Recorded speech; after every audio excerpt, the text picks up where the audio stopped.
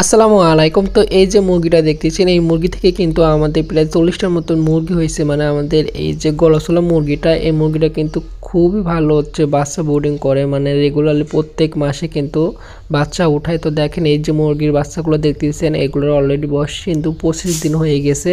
তো আমরা ভ্যাকসিনও করাইছি, আর একটা ভ্যাকসিন আছে, দ্বিতীয় ভ্যাকসিনটা দিয়ে মুরগি থেকে বাচ্চাগুলোকে আমরা আলাদা করে দেব। তো আলাদা করে দেওয়ার পর কিছুদিন পরে কিন্তু আমাদের মুরগিটা কিন্তু আবার ডিম দেবে। তো এবারে বাচ্চাগুলো কিন্তু মাশাআল্লাহ খুব সুন্দর হয়েছে, মানে এক একগুলো এক এক রকম কালার হয়েছে। তো প্রতিবারের মতন এবারও কিন্তু একটা সাদা বাচ্চা হয়েছে। তো গত ভিডিওতে যে মোরগ এর বাচ্চা দেখাইছিলাম সাদা, তো এরই বাচ্চা ছিল, কিন্তু আবার দ্বিতীয়বার হচ্ছে বাচ্চা ওঠানোর পর দেখেন আবার একটা সাদা বাচ্চা হয়েছে। তো সাদা বাচ্চা দেখতে খুবই কিউট লাগে।